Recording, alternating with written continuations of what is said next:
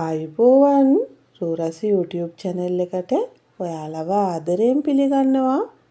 අද මම ඔයාලට කියලා දෙන්න හිතුවේ ඉතුරු උණු බත් වලින් තෝසේ එකක් හදාගන්නේ කොහොමද කියලා. අපිට ගෙදර තියෙන අමුද්‍රව්‍ය වලින් ඉතුරු උණු බත් එකතු කරලා හරිම ලේසියෙන් මේ තෝසේ එක හදාගන්න පුළුවන්. බත් කවා ගන්න බැරි පොඩ්ඩොන්ට මේ වගේ දෙයක් හදලා දුන්නොත් නම් හරිම ආසාවෙන් කයි. ඒ වගේම මේ තෝස් එක හරිම රසයි. ඒ වගේම හරිම ගුණයි. ඉතින් මේ ඉතුරුම්බත් තෝස් එක හරියට හදාගන්න විදිහ දැනගන්න වීඩියෝ එක ඉවර වෙනකම් බලන්න කියලා ආරාධනා කරනවා. අවශ්‍ය ද්‍රව්‍ය පහළ ඩිස්ක්‍රිප්ෂන් එකේ සඳහන් කරලා තියෙනවා. ඉතින් අපි හදලා බලමු නේද?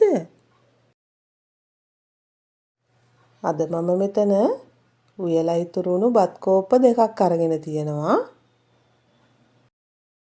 පාන් පිටි කෝප්ප එකයි. හාල් පිටි කෝප්ප භාගයක් අරගෙන තියෙනවා.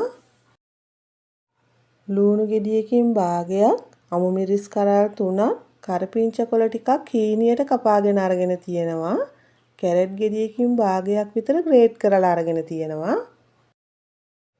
කෑලි මිරිස් තේ හැඳි එකයි, ගම්මිරිස් කුඩු තේ හැඳි භාගයයි, ලුණු කුඩු තේ හැඳි එකයි, බේකින් පවුඩර් තේ හැඳි එකකුයි, කහ කුඩු තේ හැඳි කාලකුයි අරගෙන තියෙනවා. තව බිත්තරයකුත් අරගෙන තියෙනවා. කිරි කෝප්ප එකකුයි, වතුර කෝප්ප එකකුයි අරගෙන තියෙනවා. ඔයාලට පොල් කිරි, එළ කිරි මේ ඕනම දෙයක් ගන්න පුළුවන්. මුලින්ම බ්ලෙන්ඩර් කප් එක අරගෙන ඒකට බත් කෝප්ප දෙක දාගන්නවා.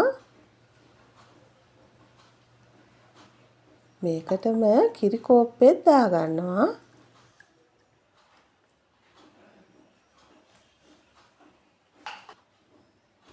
දැන් බිත්තරෙත් එකතු කරගත්තා. ඊළඟට අපි මේ ටික හොඳට බ්ලෙන්ඩර් කරගමු. මේ විදිහට බත් මිශ්‍රණය බ්ලෙන්ඩර් වුණාම පාන් පිටි කෝප්පෙත් මේකටම එකතු කරගන්නවා. වතුර කෝප්ප 3 කාලක් විතර වෙන්න දාගමු. ඊළඟට ආයෙ බ්ලෙන්ඩර් කරගන්න ඕන. දැන් බ්ලෙන්ඩර් කරගත්ත මිශ්‍රණය භාජනයකට දාගන්නවා.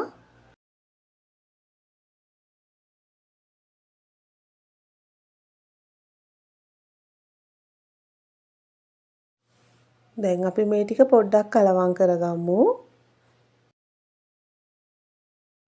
ඉතුරු වුණු වතුර කෝප්ප කාලා බ්ලෙන්ඩර් කප් එකට දාලා හොඳට කලතලා වගේ අරගෙන මේ මිශ්‍රණයට දාගන්න ඕන. ඊළඟට හොඳට කලවම් කරගන්න ඕන.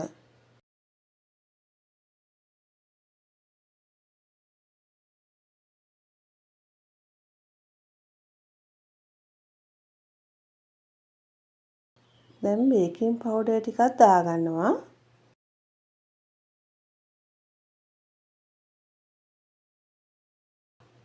බේකින් පවුඩර් හොඳට බත් මිශ්‍රණයේ කලවම් කරගන්න ඕන.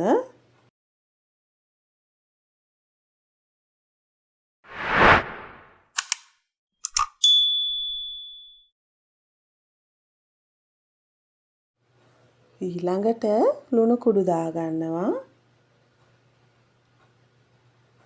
කහ කුඩු, කෑලි මිරිස්, ගම්මිරිස් කුඩුත් දාගමු.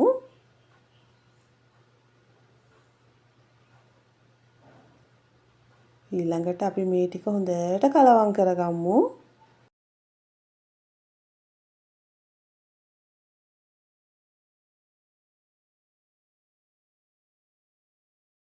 ඊළඟට කපාගත්ත ලුණු එකතු කරගන්නවා.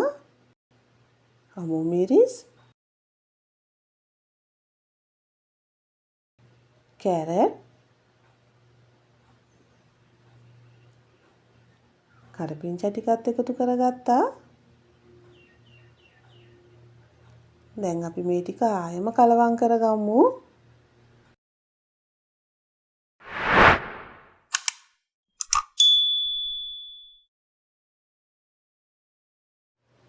දැන් හාල් පිටි කෝප්ප භාගෙත් දාගෙන කලවම් කරගමු.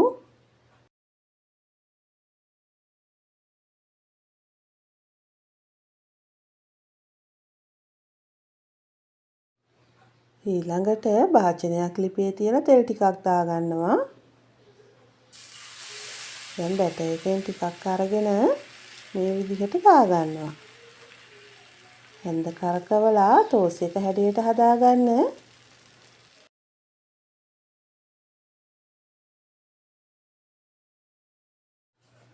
ඊළඟට පියනෙන් වහගන්න ඕන.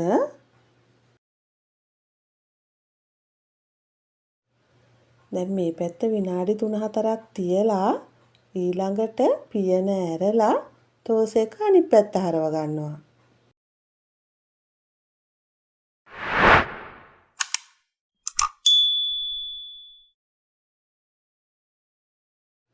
දැන් ආයෙත් පියනෙන් වහගමු. ඔයාලා ලිපේ ගින්දර මධ්‍යම ප්‍රමාණයේ තියාගන්න. ගින්දර වැඩි කරගන්න නම් එපා. එහෙම වුණොත් ඉක්මනින් දෙපැත්ත කරවෙනවා මිසක් ටෝස් එකේ මැද බැදෙන්නේ නැහැ.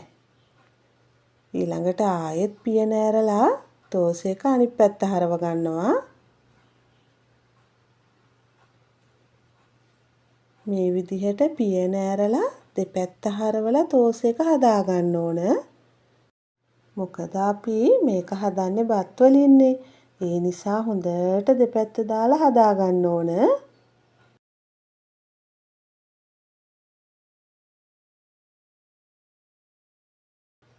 ටෝස් එක ලිපෙන් බාලා විනාඩි 2-3ක් නිවෙන්න දෙන්න.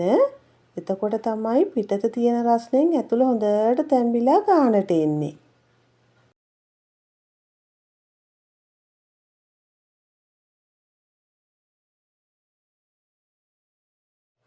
දැන් මම මේක ලිපෙන් අයින් කරගන්නවා. මේ විදිහට ඔයාලා ඔක්කොම ටික හදාගන්න. මේ තියෙන්නේ මම හදාගත්ත බත් ටෝස්ට් ටික. ඔන්න බලන්නකෝ කොහොමද කියලා.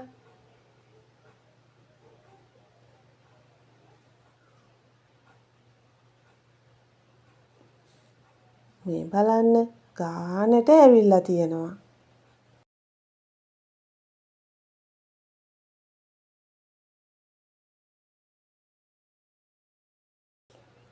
අද ගත්ත අමුද්‍රව්‍ය වලින් මේ ප්‍රමාණයේ ටෝස් 10ක් 12ක් විතර හදාගන්න පුළුවන්.